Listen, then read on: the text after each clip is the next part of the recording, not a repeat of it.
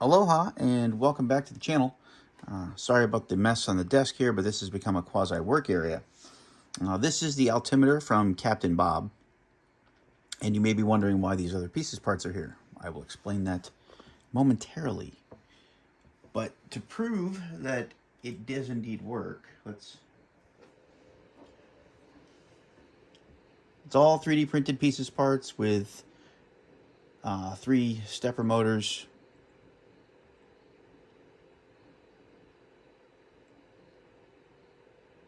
You can kind of see things moving there.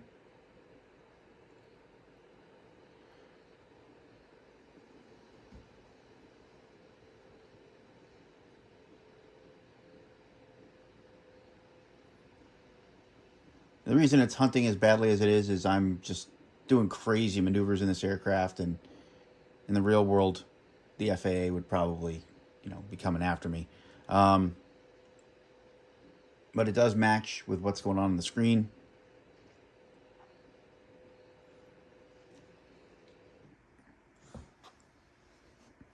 Now, to get it to this point, though, was quite the journey, and that's why I wanted to make this video. So if you are going to build this gauge, first off, it is a great design if you calibrate your printer. Now, for me, my printer is supposedly set, like a set it and forget it kind of printer.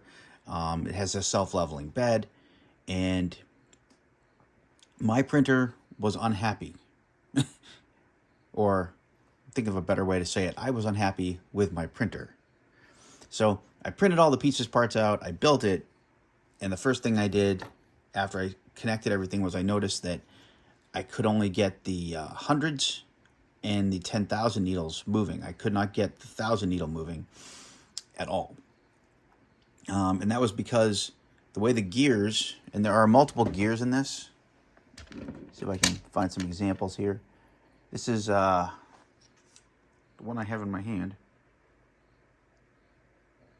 is the 10K gear. It's right here. You can kind of see that. And this is the stepper motor gear right here. Now, the way these gears mesh, and I'll kind of use both hands in front of the camera here, like gears do, right? Well, what happens if one pushes far too hard against the other? Nothing moves. And because my printer wasn't perfectly aligned with the design, I was having a lot of torque placed on, I'll use one of my earlier builds here. So here you have the hundreds needle, here you have the thousands needle. When now this is the 10,000 needle, so it's a little bit big, but I just want to do it for illustration purposes here. When this pushed so hard against the hundreds that it actually pushed the shaft sideways slightly, it stopped on the thousands. It stopped the thousands shaft from moving at all, and the hundreds shaft became limited in movement. I only got like 50 or 60% of the deflection. And again, it's due to my printer. It's not due to the design. It's not due to anything from Captain Bob. It was my printer. So instead of calling it quits, I print out this other base here. And this is a more durable PLA. And I dremeled out a hole. And the reason I dremeled that hole was it allowed me to manipulate the stepper motor that sits directly under. So I could kind of figure out how could I get this thing lined up a little better. The reason I had to do that is here's the stepper motor with the original. And it fits perfectly in there. There is no wiggle room, no motion, no movement. It ain't moving. And 99.9% of the time, that's awesome. But on my setup, it's not. So I opened it up with a Dremel, and I figured out kind of where to put the bottom stepper in so that the shafts, well, the 3 shafts for the needles were all correctly aligned. However, that only gave me about 75% range of motion on my thousands needle because there was still a little bit of pressure. So I was able to alleviate most of the pressure by doing this. So as I looked through, I kind of figured that, well, if I can't move the hundreds anymore, maybe I can move the 1,000 stepper a little bit. So I modified this design in CAD.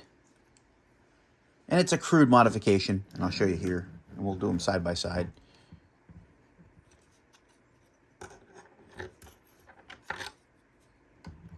If you look at the top there, you'll see these two blocks. By just putting those blocks in, they go from here and...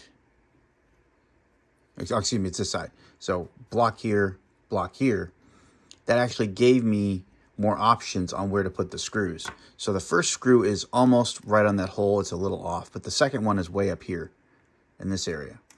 And by doing that, I was able to straighten everything out. It all lines up now. Let's see if I can, I don't know how well this will show it, but everything lines up well now. And everything meshes the way it's supposed to. And now my altimeter works. You'll notice the Colesman window down here, or the Colesman knob, is not in. I actually broke that knob while I was disassembling this for like the 15th time. So I'm just printing a new one now. But with the new screw holes, and underneath I also used 2 new locations for the screw holes for the hundreds stepper. Just because, again, it was my printer. I can't stress enough how it was stuff on my end. But I was able to tweak things enough to get it to work for me. Now, if you're going to buy this kit, you know, again, if your printer is one you trust and it works well, this kit will work really well. You're not going to have any issues. If you're not 100% sure of your printer, my 2 cents on this, and I wish I could go back in time and do it over, I would actually order this from Captain Bob as either a kit, or I would order this from Captain Bob as pre-assembled, because you're going to save yourself at least a day to a day and a half. Because I did this all day yesterday and started the printing this last base here last night before I went to bed. And when I woke up, it was done, threw everything together, and this morning I've had success. But it literally took me a day to get this altimeter working because of issues with my setup. So I just wanted to throw that out there. You know, I mean, it's not all smooth sailing in this hobby, unfortunately. I wish it was. Hopefully this is the hardest one. The other gauges, which you can kind of see here in the background. This guy up here is the altimeter. See right here. Yeah, altimeter is right here. Then this down here is my turn indicator. Now, the reason I know those are going to work, Captain Bob built them. I actually ordered them from him a while back. And he was great on the turnaround. It was not even 2 weeks, I think, of a turnaround period. And then I've got 2 other gauges that previously worked, but then I unplugged them. So I'm going to have to go through and realign them. That'll be super fun, as it always is. But I just wanted to give you that quick update. Again, altimeter's functional now. I'm getting ready to pop it back into the frame, and then I'm going to fix the frame up. I still got to throw in some wood glue and some wood putty and a little bit of hand painting to make it look a little better. But so far, so good. But again, thanks for watching, you know, and I hope this helps somebody if you're building this or one of the other projects for your home cockpit. You know, stay safe and happy flying out there.